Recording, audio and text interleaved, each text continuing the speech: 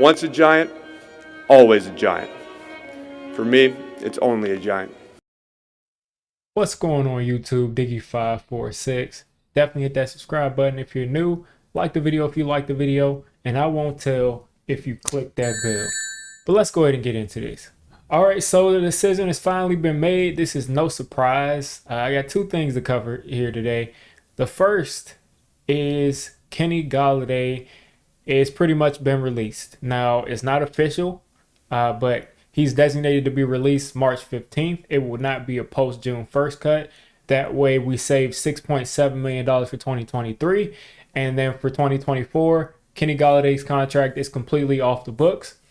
This is definitely in line with from what Joe Schoen said he wanted to do. He did not want to kick money down the road. He did not want to be in a situation where he's waiting to get these contracts off the books. So the decision was made. The move was made. It's the right move. Everybody knew it was coming. And all I got to say is good luck to Kenny Golladay. Hopefully he goes somewhere and he's able to find a resurgence. Hopefully he goes somewhere and he's able to get his career back on track. Really unfortunate situation. I think this was just pretty much a mix of him coming here and having the hip issues, not being the same player that he was before he got here. Also just him kind of losing his confidence.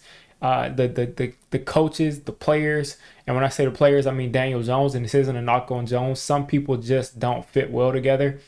And I think they just did not have faith in Kenny Golladay to get the job done. They did not give him those opportunities early on when he got here down the field. They did not give him those red zone opportunities.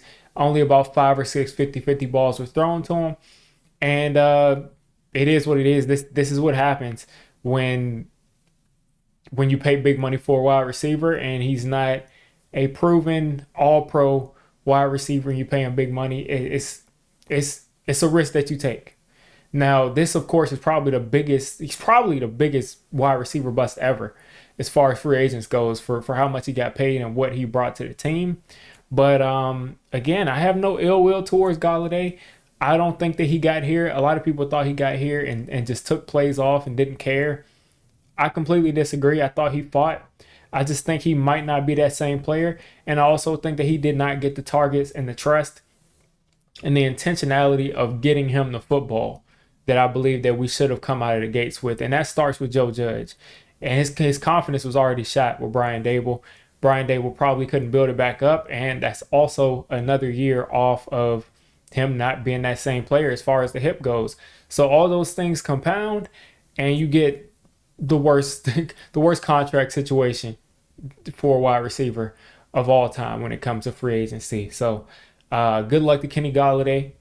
Wish him the best. Hopefully he goes somewhere. He's somebody's wide receiver 3 or 4 and he makes a resurgence and he's catching those crazy, ridiculous circus catches once again, but it will not be for the New York Giants.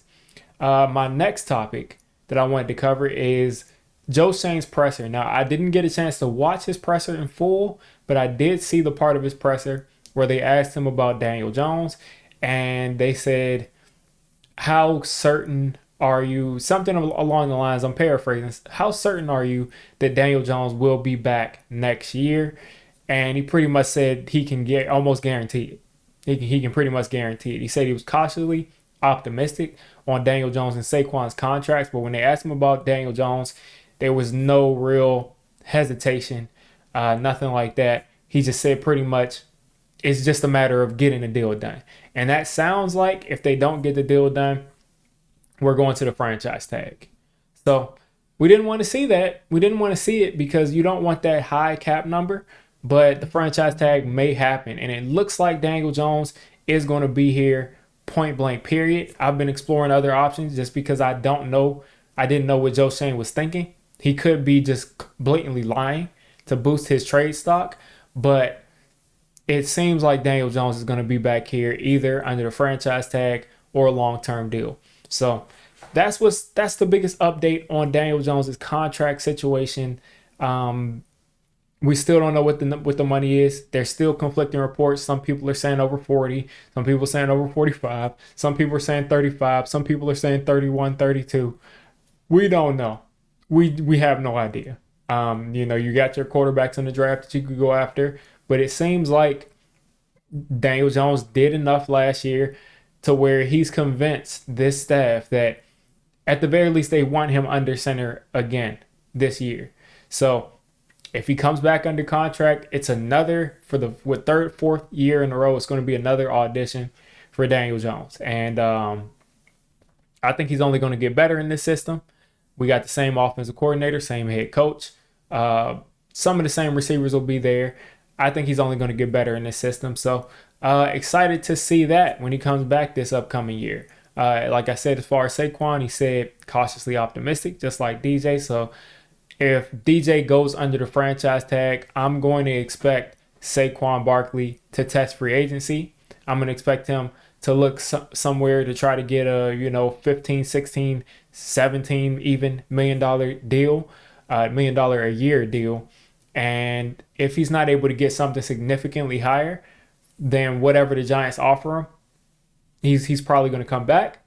If he does get something that's significantly higher, he's probably going to go. And it's just that simple. I mean, he looks like a guy that wants to be a New York Giant. He wants to be back desperately. He seems like it. There's not really, he was pretty much saying like he understands he has to take less money. He's coming off of an injury at the end of his year press conference. So I guarantee you that if the Giants are offering him $12 million and another team is offering 13.5, he may strongly consider coming back to the Giants just because he likes this team so much. He feels like he finally made some progress, and he probably feels like he wants to bring a ring, a Super Bowl, to the New York Giants. So we'll see what happens with that situation.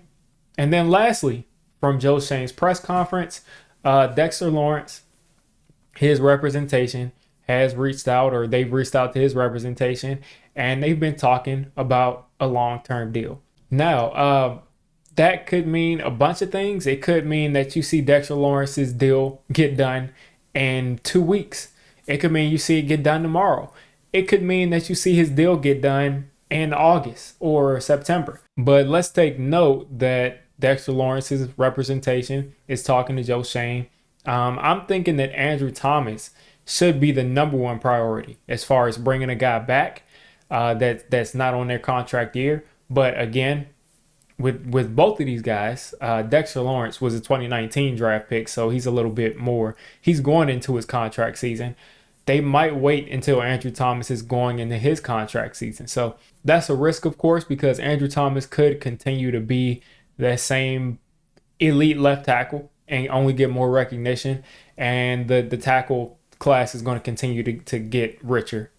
They're going to continue to get richer. It's going to be over 20 million. Dexter Lawrence is going to be over 20 million. If they're able to kind of finagle it because he's a nose tackle, it's going to be at least 18, 19 million. Both of those guys are going to get paid, and I would rather do it sooner than later. I'm sure Joe Schoen has a plan for how he wants to attack those two deals, but it seems like Dexter Lawrence is first on the docket. Now, I know he's not letting the left tackle go anywhere, but you also have to take two to tango. It could be Andrew Thomas's representation isn't ready to talk deals because they're waiting for some other deals to get done. So that's what's going on in Giants land for now. Kenny Golladay has been released. We all saw that coming. Daniel Jones seems like he's going to be coming back. We pretty much saw that coming. We kind of, things happened the last couple of weeks, but I think pretty much most people think that Daniel Jones is coming back. And then they're talking to Dexter Lawrence about a possible new deal. Stay tuned, people. We're going to be covering all the Giants news as it breaks. Combine coming up soon. I've been a little bit slow with the draft videos, but they're coming. I'm going to try to get to, I want at least 50 videos of draft prospects on the channel by the time the draft is here. I've been doing a lot of film watching on my live streams, but I want at least 50 to 60 videos of draft content on my channel by the time the draft gets here. So stay tuned, guys, and go Giants. You made it this deep into the video. Come on, just hit the subscribe button.